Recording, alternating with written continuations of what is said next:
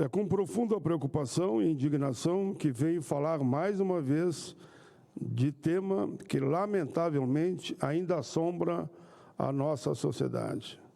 Apesar de avanços em direitos e legislações, o Brasil continua enfrentando um cenário alarmante de discriminação, violência e exclusão.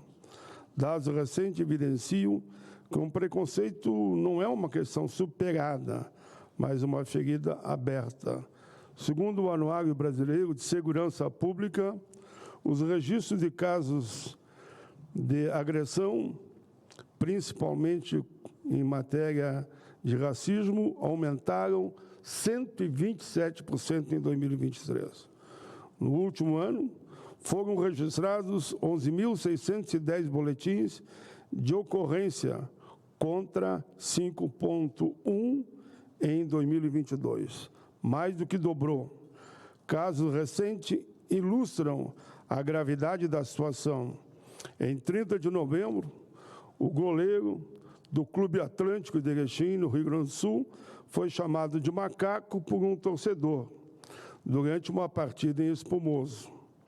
Em protesto, os jogadores do Atlântico, todos abandonaram a quadra. Contudo, em uma decisão estarrecedora, o Tribunal de Justiça do meu estado puniu o clube, quando houve a solidariedade de todos.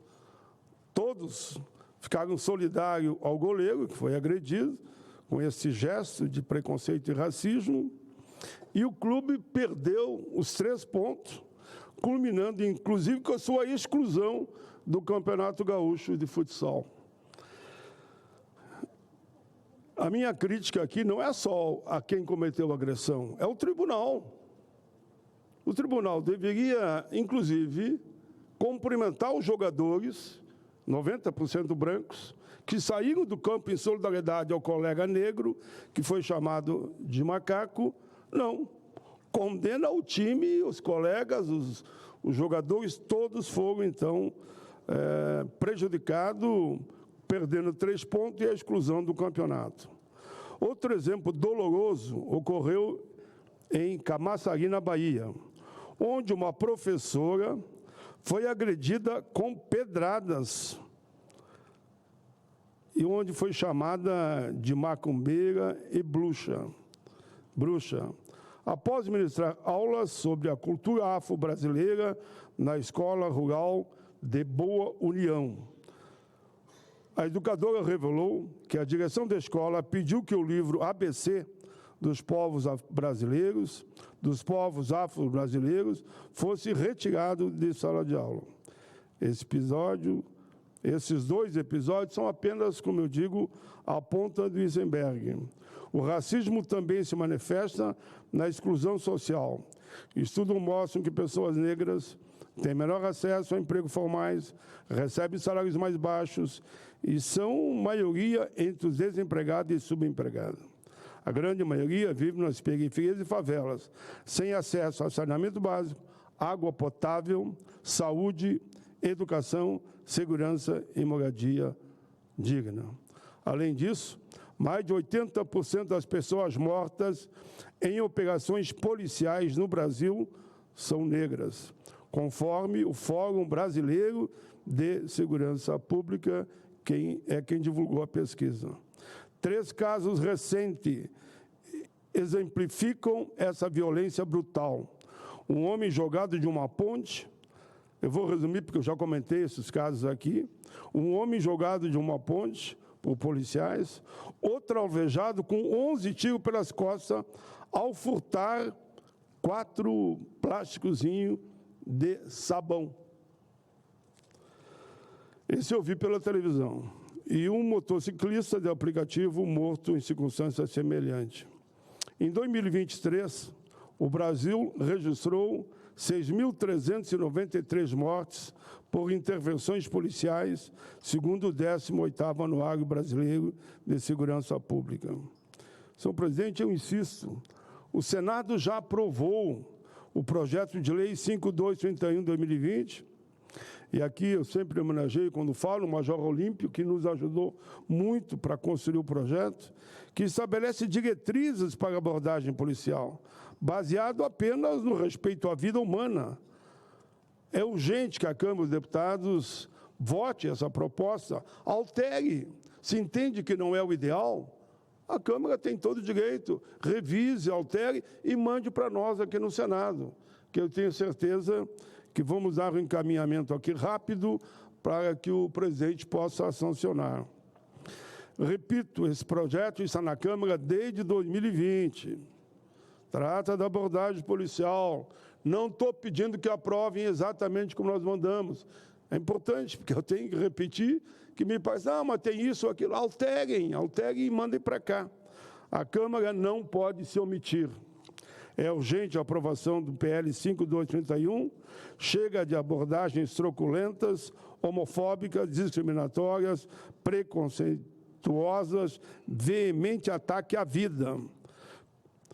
Precisamos de práticas com foco na redução de conflitos, respeito aos direitos humanos, na construção de relações comunitárias. Precisamos de prevenção em vez de repressão somente, de intervenção respeitosas, valorizando a mediação, o diálogo, antes de recorrer à força. O PL 5231 explicita que a vedação a condutas violentas terão que ser discutidas, analisadas, para que não voltem a acontecer. Tem as academias, tem a escola de formação. Ninguém aqui está sendo contra a segurança ou os policiais. A Polícia Federal cumpre o papel, a Polícia Militar cumpre o seu papel, mas nós não podemos estar no ranking internacional como um dos países que a polícia mais mata. Senhor presidente, inclusive barreiras rodoviárias, abordagem, revistas policiais, fiscalização aduaneira, serviço de imigração, vistorias, inspeções, execução de medidas necessárias, eu entendo que tem que ser feito sim, mas com o mínimo de espírito de salvar vidas e não de matar, de exterminar vidas. O texto ainda prevê que agentes públicos ou profissionais de segurança pública e privada não poderão, em caso de advertência verbal, ofender, insultar ou agredir, explicar o excessivo e aplicar o excessivo e desnecessário força violenta. Lembro que o Supremo decidiu em abril de 2024 que a abordagem policial não pode ser feita com base na raça, gênero, orientação sexual ou aparência física. Indo ao encontro do PL 5231 de 2020, repito aqui, já aprovado pelo Senado, aguardando votação na Câmara, aprovado por unanimidade. O governo federal, por sua vez, está desenvolvendo novas diretrizes para disciplinar práticas de segurança pública que devam ser encaminhadas ao Congresso. Senhor presidente, é inaceitável que vidas continuem sendo alvo da violência e da discriminação. Precisamos de políticas públicas que combatam o racismo estrutural, promovam a igualdade e assegurem justiça às vítimas. Combater o racismo e a violência é lutar pela dignidade humana, sejam negros, sejam brancos, sejam índios, pela democracia e pelo Brasil que almejamos no futuro. O país precisa juntar forças para a promoção da dignidade humana, o combate a todas as formas de violência, de racismo, discriminação e preconceito.